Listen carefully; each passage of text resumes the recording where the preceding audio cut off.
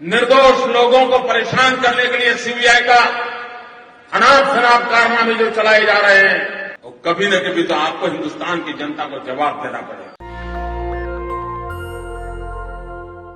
दिल्ली में, तमिलनाडु में, पटना में और झारखंड की राजधानी रांची में, लखनऊ में, इन तमाम जगहों से वो तमाम नेता जुड़े जो सोशल जस्टिस के पैरोकार हैं।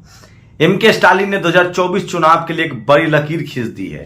क्या क्या उनकी डिमांड, वो भी बताएंगे। आज वो तमाम बड़ी खबरें जो सोशल मीडिया पर वायरल है। सबसे पहले प्रधानमंत्री का ये वीडियो सुनिए। निर्दोष लोगों को परेशान करने के लिए सीबीआई का अनाप शनाप कारनामे जो चलाए जा रहे हैं, वो कभी न कभी तो आपको हिंदुस्तान की जनता को जवाब देना पड़ेगा। सीबीआई को लेकर उनकी क्या राय थी जब वो सत्ता में नहीं थे? ये बात सच है कि इनकम टैक्स और ईडी का दुरुपयोग होता रहा है, बहुत धड़ल्ले से होता रहा है, लेकिन कुछ फर्क आया है। जब से बीजेपी आई है तब से वो जाति नहीं देख रही है, वो सिर्फ पार्टी देख रही है, विपक्ष देख रही है। और कोई वैश्य समाज के जो नेता हैं वो भी जेल जा रहे हैं, राजपूत समाज के सिसोदिया भी जेल जा रहे हैं। लेकिन जब कांग्रेस थी तो सिर्फ और सिर्फ SC ST OBC के नेता ही जेल जाते थे। मायावती के खिलाफ जांच, हेमंत सोरेन के खिलाफ जांच, शिबू सोरेन के खिलाफ जांच। तो ये एक बड़ा बदलाव आया है। लेकिन आप लोग को तय करना है कि कांग्रेस के दौर में सिर्फ SC ST OBC नेताओं के खिलाफ कार्रवाई होती थी, अब सबके खिलाफ हो रही है जो विपक्ष में है। मल्लिकार्जुन खड़गे ने एक ट्वीट किया है, चीन ने तीसरी बार अरुणाचल में हमारे इलाकों के नाम बदले का दुस्साहस किया है।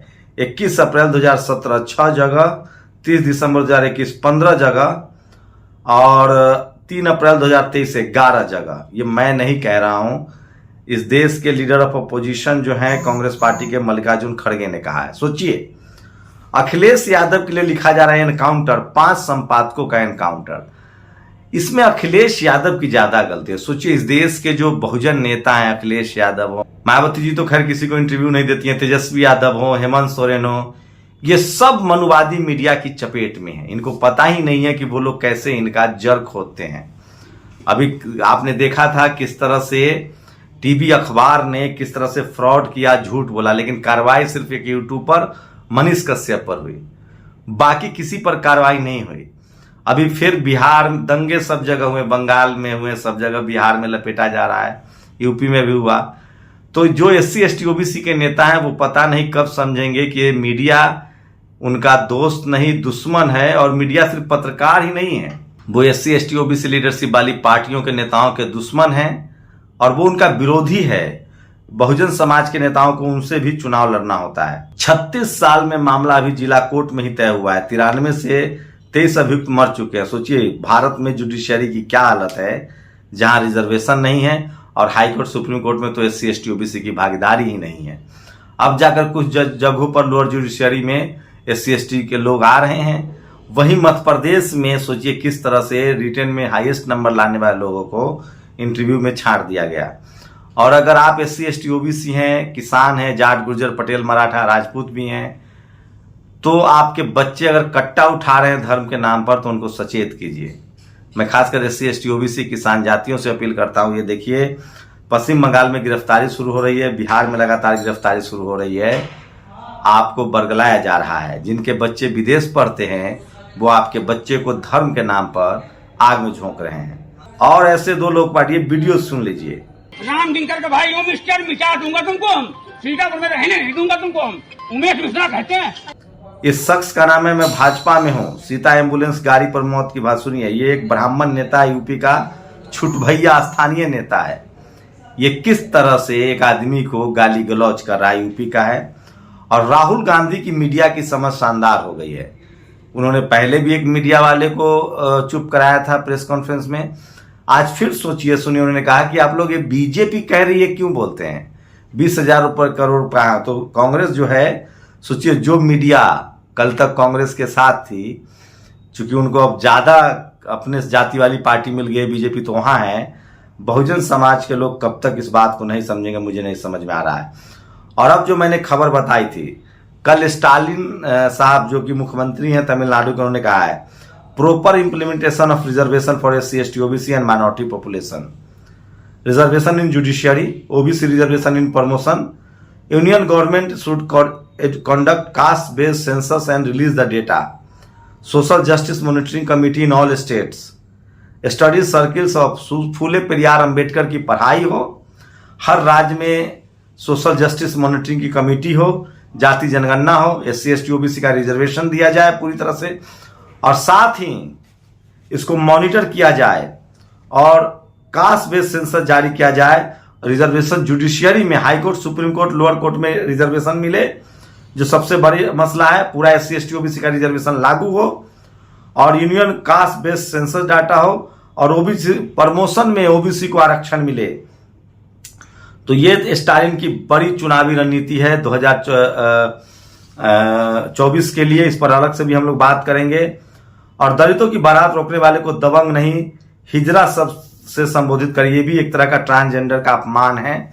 तो सोचिए किस तरह से लोग गुस्से में हैं। और इतना सोचिए, एक बच्चे को मंदिर के चबूतरे पर पढ़ने की सजा, भोपे ने 8 साल के मासूम को तलवार से 8 बार दागा। हम उस बच्चे की तस्वीर नहीं दिखा सकते हैं, लेकिन सोचिए। और आगरा में कुछ बड़े कार्यवाह अधिकारियों को इशारा, फर्जी एनकाउंटर। सोचिए, आकाश गुर्जर के एनकाउंटर के खिलाफ लगातार प्रदर्शन हो रहा है। अखिलेश यादव ने ट्वीट किया है। 27 फरवरी 2022 को हुए मतदान से पहले एक पार्टी विशेष के कुछ लोग अपराध प्रवृत्ति के लगे। सोचिए किस तरह से बीजेपी के बैनर पर तमाम SC ST OBC के नाम है जिनको अपराधी बताया जा रहा है। और इंसानियत मर चुके हैं इनके अंदर की। भाजपा नेता राम किंकर पांडे का भाई एम्बुलेंस के सामने गाड़ी लगा दिया और बाद में गाली गलौज कर रहा है। और अरविंद केजरीवाल कह रहे हैं कि बिना पढ़ा लिखा आदमी अच्छा नहीं हो सकता है। उनके पिता बड़े इंजीनियर थे, खुद इंजीनियर बने। क्रांति कुमार ने कहा है कि किस इन बच्चों का क्या जिनके पास पढ़ाई लिखाई के लिए जगह नहीं, अस्पताल नहीं है। केजरीवाल अमीरगंज में जन्मे, पिता उस दौर में बिरला इंस्टीट्यूट ऑफ टेक्नोलॉजी से पढ़े। अरविंद उस स्कूल में पढ़े जहां नवीन जिंदल ने पढ़ाई की।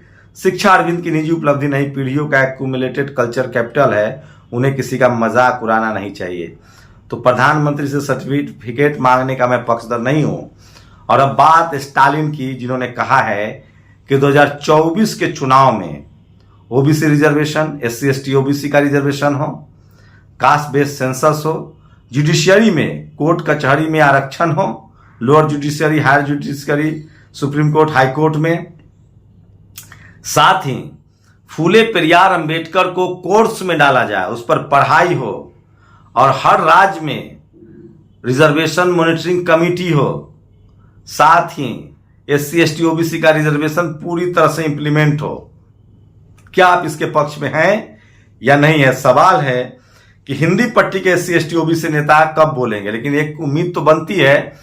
कल जो मीटिंग हुई है जिसमें स्टालिन ने सारी बातें कही हैं, उसमें अखिलेश यादव, तेजस्वी यादव, हेमंत सोरेन, अशोक गहलोत जैसे बड़े बहुजन नेता भी शामिल थे। इसका मतलब है कि आने वाले समय 2024 में SC ST OBC की बड़ी लड़ाई होने जा रही है। बड़ा पॉलिटिकल मुद्दा है।